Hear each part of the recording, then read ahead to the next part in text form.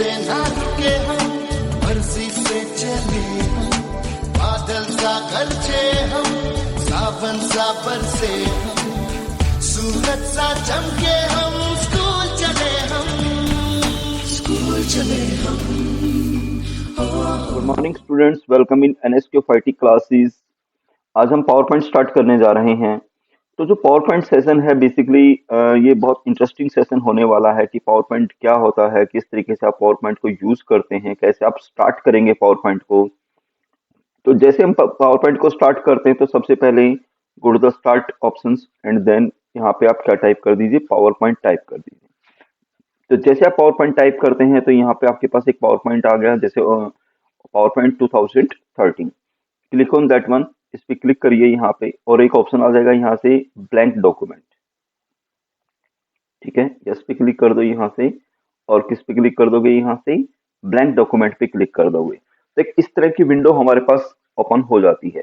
ठीक है, तो जो पावर पॉइंट है बेसिकली क्या होता है कि जब आप कोई भी सॉफ्टवेयर यूज करते हैं तो हर सॉफ्टवेयर के बारे में हमें पता होना चाहिए कि पावर पॉइंट मतलब कोई भी सॉफ्टवेयर किस टाइप से वर्किंग करता है, उसका मीनिंग क्या होता है।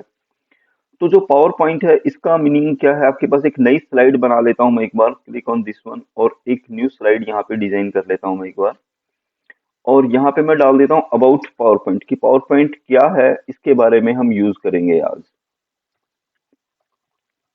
तो पावर पॉइंट एक बेसिकली एक सॉफ्टवेयर है that use for create presentation. आप कोई भी अगर प्रेजेंटेशन तैयार करना चाहते हैं तो प्रेजेंटेशन तैयार करने के लिए आप एक सॉफ्टवेयर का यूज करते हैं and that is called PowerPoint. ठीक है, तो आप इसमें क्या बना सकते हैं, we can create slides, slides बना पाएंगे आप इसके अंदर। ठीक है, every slide store different information, मतलब हर स्लाइड के अंदर अलग अलग इंफॉर्मेशन आप स्टोर कर सकते हैं एंड डिफरेंट डिजाइन हो सकता है। ठीक है, we use effective animation, animation use कर सकते हैं एंड मैनी मोर, और बहुत तरह की चीजें आप यूज करने वाले कर सकते हैं। तो एक बहुत इंटरेस्टिंग सा आपके पास ये टॉपिक है जिसमें हम बहुत तरह की स्लाइड बना सकते हैं, बहुत तरह के डिजाइन बना सकते हैं, एनिमेशन यूज कर सकते हैं और साउंड्स वगैरह के इफेक्ट लगा सकते हैं, यानी बहुत कुछ एक अच्छे आप उस मैनर में इसको तैयार कर सकते हैं। तो पावर पॉइंट का मीनिंग समझ में आ गया। पावर पॉइंट का मीनिंग आपको अपनी प्रेजेंटेशन देना है, और प्रेजेंटेशन देने के लिए हमारे पास क्या मिलेंगे, आपके पास एक ऑप्शन आएगा स्लाइड्स। ठीक है, अब what is the presentation, presentation का मीनिंग क्या होता है। प्रेजेंटेशन का मीनिंग क्या होता है कि आप बेसिकली अपने आप को प्रेजेंट करते हैं। जैसे कोई कंपनी है वो भी अपने आप को प्रेजेंट करती है, तो एडवर्टाइजमेंट्स आप देखते हैं टीवी वगैरह के अंदर, तो वो भी एक तरीके say that is the presentation है अपने प्रोडक्ट का। ऐसे आप मान लो कहीं स्कूल में पढ़ रहे हैं और आपको कोई अपनी जैसे जो भी आपकी जर्नी है, मतलब जहां से आपने स्टार्ट किया था और जहां तक आप पहुंचे हैं उसके बारे में अगर आपको एक प्रेजेंटेशन देनी है तो उसके लिए भी आप इलेक्ट्रॉनिक मीडिया का हेल्प ले सकते हैं। तो वहां पे भी किसका यूज कर सकते हैं, पावर पॉइंट का यूज कर सकते हैं। तो प्रेजेंटेशन मीन्स प्रेजेंट अवर आइडियाज, कि अपने आइडियाज को प्रेजेंट करना। अब अपने आइडियाज प्रेजेंट करने के लिए मीन्स क्या होना चाहिए, इफेक्टिव होना चाहिए। इफेक्टिव कब होगा, जब आप उसको सही तरीके से स्टेप बाय स्टेप आप उसको बनाते चले जाओगे। ठीक है, तो पावर पॉइंट का मीनिंग समझ में आ गया कि पावर पॉइंट एक प्रेजेंटेशन सॉफ्टवेयर है, और इसका जो एक्सटेंशन है, extension means extension of that software is .pptx। मतलब जब आप इसकी फाइल को सेव करेंगे तो कंप्यूटर ऑटोमेटिकली एक एक्सटेंशन यूज करेगा, और उसका जो एक्सटेंशन है वो क्या होगा, .pptx यूज होगा। ठीक है स्टूडेंट्स, तो स्टूडेंट्स जो भी आप लोग इसको पढ़ रहे हैं ध्यान से पढ़िए, और हमारा जो चैनल है उसको आप सब्सक्राइब करते जाइए और लाइक करते जाइए। अगर आपको कोई भी प्रॉब्लम्स आती हैं तो प्लीज कमेंट बॉक्स में, कमेंट जो बॉक्स है उसमें लिखते जाइए, ताकि हम आपकी जो प्रॉब्लम्स हैं उसको सोल्व आउट कर सकें। और ज्यादा से ज्यादा आप अपने फ्रेंड सर्कल में इस चैनल को शेयर करिए, ताकि हर बंदा इस फ्री ऑफ कॉस्ट जो हमारी क्लासेज हैं इसका बेनिफिट उठा सके। कैसी लग रही है आपको पावर पॉइंट की स्लाइड, ये भी हमें जरूर बताएं। ठीक है, नाउ अब आगे स्टार्ट करते हैं। जैसे अगर आपको जैसे कोई भी एक नई स्लाइड बनानी है, तो नई स्लाइड बनाने के लिए आप click on the new slide पे क्लिक करेंगे। तो यहाँ पे बहुत तरह के टेम्पलेट्स बने हुए होते हैं। ठीक है।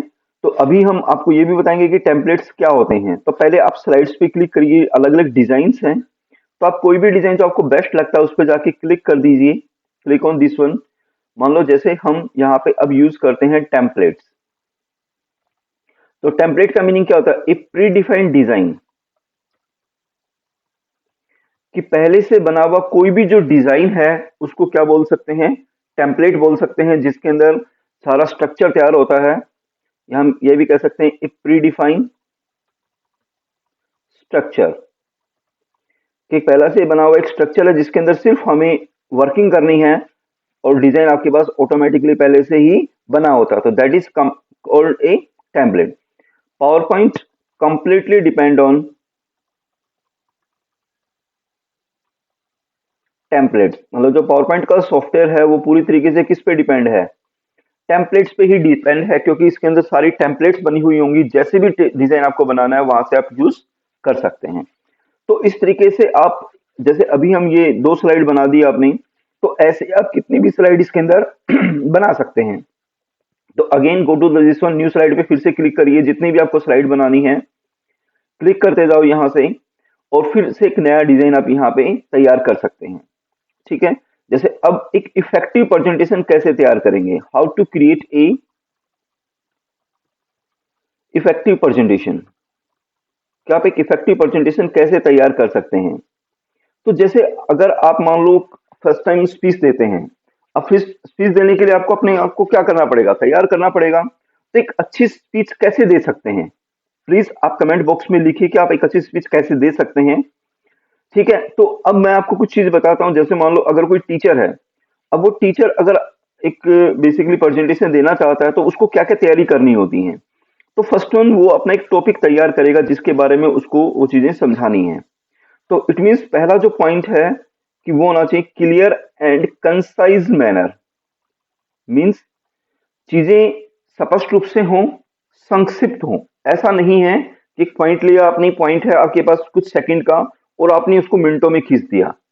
इट मीन्स आपको अपने टाइम का ध्यान रखना होता है, और आपको जो प्रेजेंटेशन तैयार करनी है वो बेसिकली संक्षिप्त रूप में होनी चाहिए। जैसे एडवर्टाइजमेंट देखते हैं कि उनको 10 सेकंड में अपनी पूरी बात कहनी है और प्रोडक्ट को समझाना भी होता है। क्यों? क्योंकि चार्जेस बहुत महंगे होते चले जाते हैं। तो इट मीन्स जहां पे भी आप प्रेजेंटेशन देते हैं टाइमिंग का इफेक्ट होता है। तो आपका जो पॉइंट है वो क्लियर होना चाहिए और स्पष्ट रूप से होना चाहिए। यूजिंग बुलेट्स, आप प्रेजेंटेशन देने के लिए पॉइंट्स में मैटर लिखिए, तो बुलेट्स एंड नंबरिंग का यूज करिए वहां पे।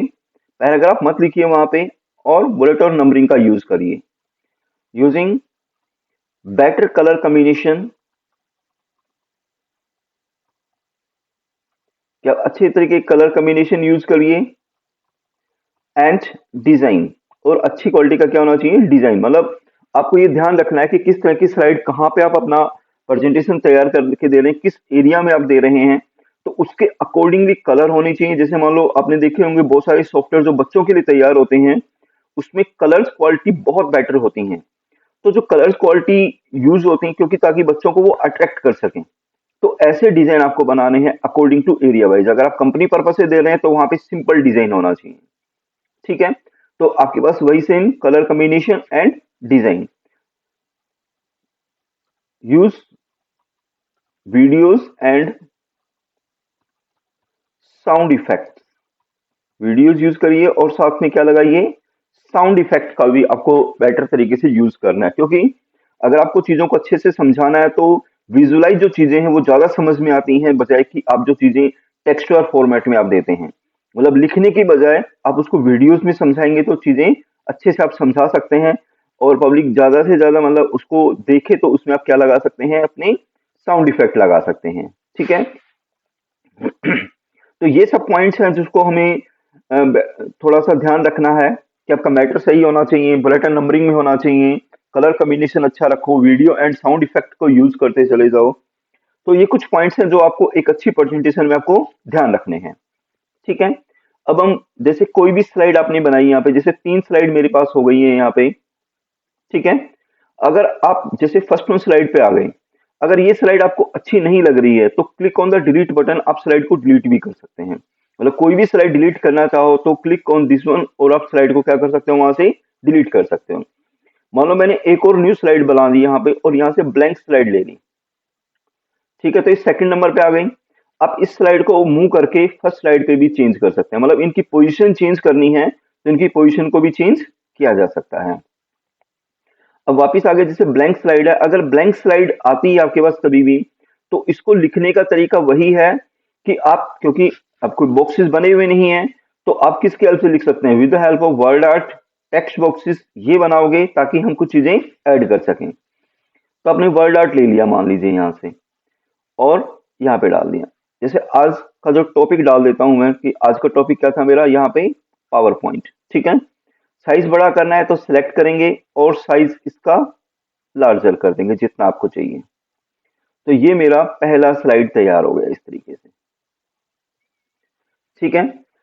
तो कितनी स्लाइड हो गई, 4 स्लाइड्स हो गई। अगर आप एक एक करके सारी स्लाइड्स को देखना चाहते हैं, रन करना चाहते हैं, तो रन करने के लिए प्रेस करेंगे F5। जैसे F5 प्रेस करते हैं तो ये डेटा आपको फुल स्क्रीन पे आपको दिखाई दे जाएगा। तो एक एक करके आप अपनी स्लाइड्स को यहाँ पे देख सकते हैं, ठीक है। तो इस तरीके से आप अपना पहला जो सेशन है इसमें हमने ये चीजें यूज की कि पावर पॉइंट को कैसे यूज करना है, किस तरीके से आपको अपनी स्लाइड्स बनानी है।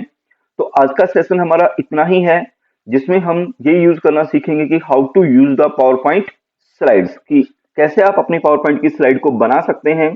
तो स्टूडेंट्स इतनी आपको डे बाय डे प्रैक्टिस करनी है इनकी, और साथ साथ में आपको चैनल्स को सब्सक्राइब भी करना है। तो that is our first session, power point